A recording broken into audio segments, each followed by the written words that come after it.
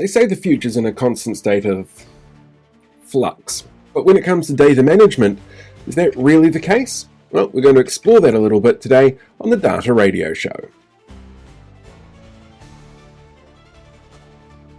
Hello there, welcome to this week's episode of the Data Radio Show, where we're going to be doing a little bit of exploration around some of the predictions for data management and AI over the next couple of years. This week, Sam's going to be sitting down and having a chat to Sheng Lang, who's from Tech Data, and they're going to be taking a look at some of the predictions that are out there in terms of how we're going to see the world evolve around generative AI and other forms of AI. But before we get to that interview, don't forget to hit that like, share, and subscribe button. Feel free to leave a comment down below as well. It's always good to get the interactions and, feed the algorithm as it were. Anyway, let's jump over to that interview now between Sam and Sheng. Hello, listeners and viewers. Today on the Data Radio Show, we're going to be talking about AI governance. I'm joined by Sheng Lang from Tech Data, and we're going to delve a little bit into what are some of the key trends that have emerged over 2024 and what we're going to see unfold in 2025, especially around the topic and subject of AI governance. Hi, Sheng. How are you doing today? I'm doing great, Sam. Very excited to be here today with this new trading topic. Super. I guess one of the things that we've seen from the likes of Gartner, for instance, is a prediction that AI governance is going to be one of the hot topics or issues for 2025. And I suppose this has kind of been brought into focus by a number of legislative changes or compliance changes that have come into force or are in the process of coming into force over 2024. The most notable of which is the EU AI Act. And in Australia, I think that there has been some discussion about a code of conduct or a compliance regime that's been tabled in 2024. So maybe let's just start with the AI Act, of the EU AI Act, and some of the implications of that. Can you just give listeners a little bit of an insight into that subject?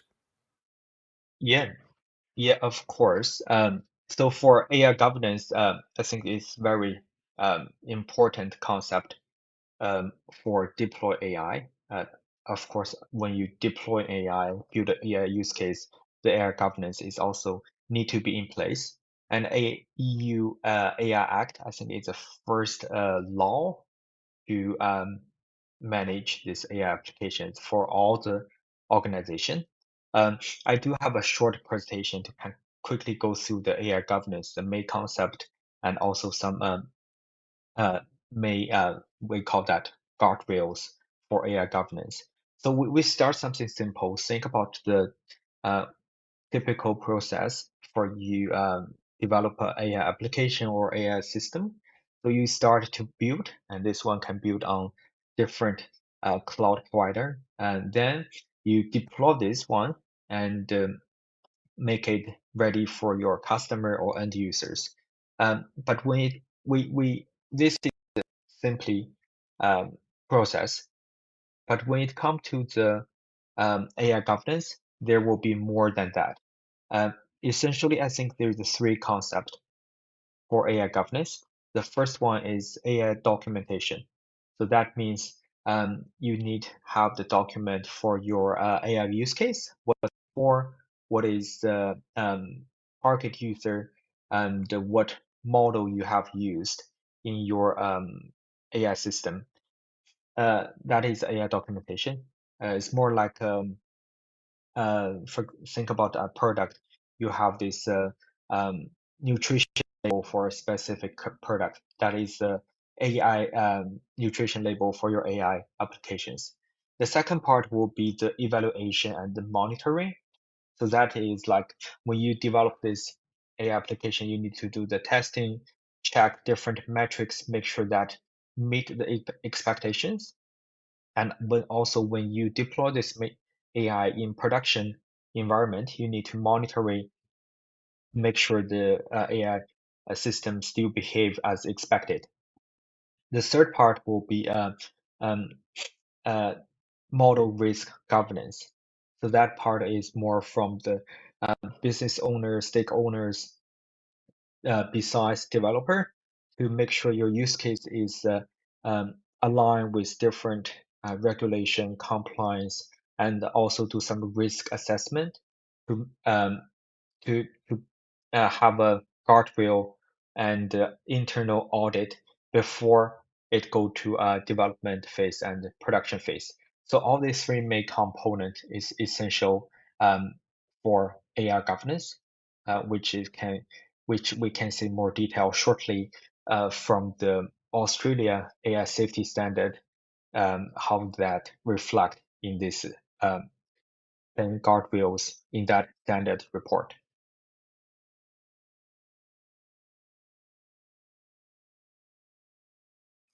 Sorry, just to summarize then, from the documentation standpoint, one of the things that the EU AI Act requires is that you have a clear and concise and precise documentation of a particular application.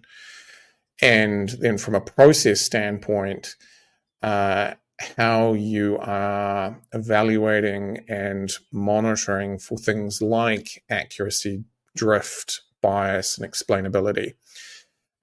Maybe just delve into a little bit more around what do we mean by drift and bias and explainability? Yeah, this is a very important metrics to evaluate the AI system or AI application. We start with a drift. So drift basically mean there's something change in the data we feed into the AI system. If we think about how the AI system developed, it will based on some historical data, either from the equipment or from the customer or from some activity. And based on historical data, AI will make some recommendation or prediction for people to make business decisions. So over time, this data maybe change. It can be some seasonal reason, or there can be some change in the larger scale, like social economics. So that drift will make our historical data is not applicable or not the best historical data to do the prediction. So that is a drift.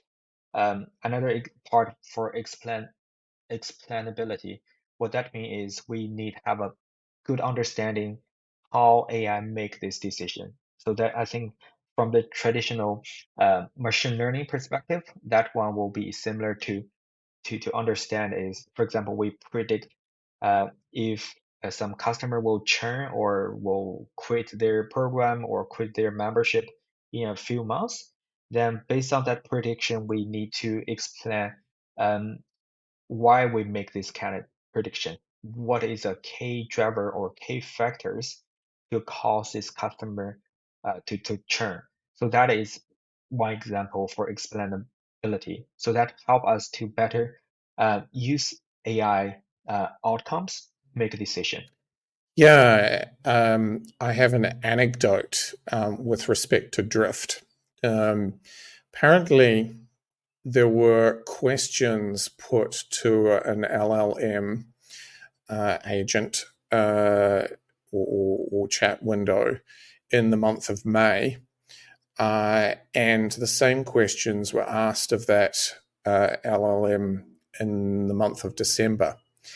And it actually decided to cheat, or it had learnt that people did the job much quicker in the month of December because they were anticipating going on holiday. And so the answers that you got in December were different to the answers that you got in May, because the 2 months were actually considered to be different sociological behavior or times in relation to work behavior and sociological behavior.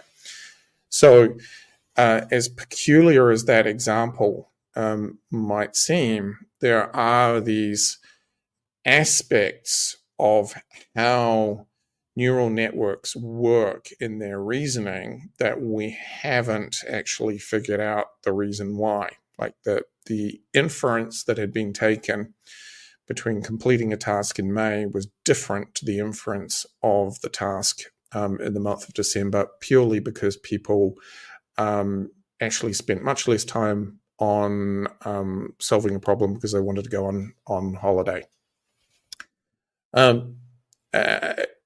And I guess, again, to summarize the third one, so around model risk governance.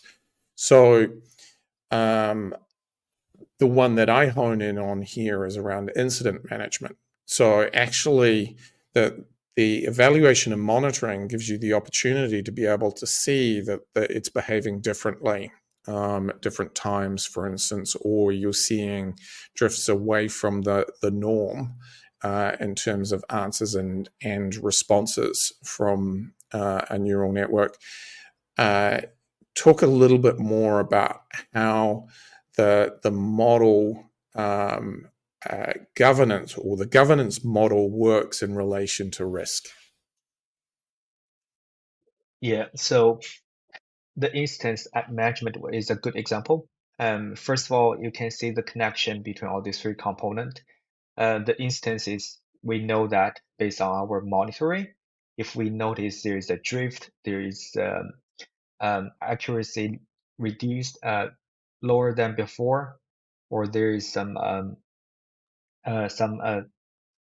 unexpected behavior from the models, we will have that as a flag as instance.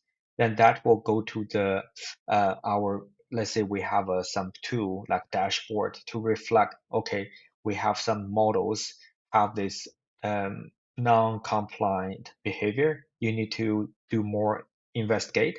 So that will come back to the evaluation. So we'll first to see which part we have this issue. It can be some bias or accuracy is lower than before. Then we'll do more evaluation or do testing to figure out which is the issue come from.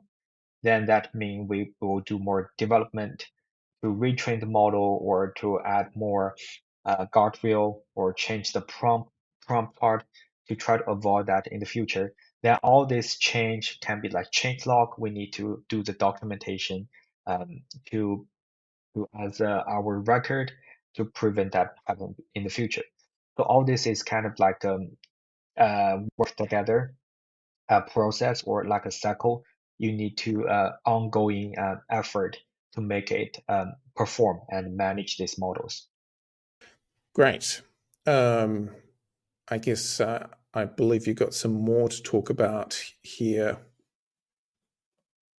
Yeah, so there is more information around governance. So besides this process and the main activity, there will be more involved from a people side. Like you need different teammate, which come from different department like audit, risk management, data or analytics team, project management to work together to make this as a smoothness or a great framework to manage AI.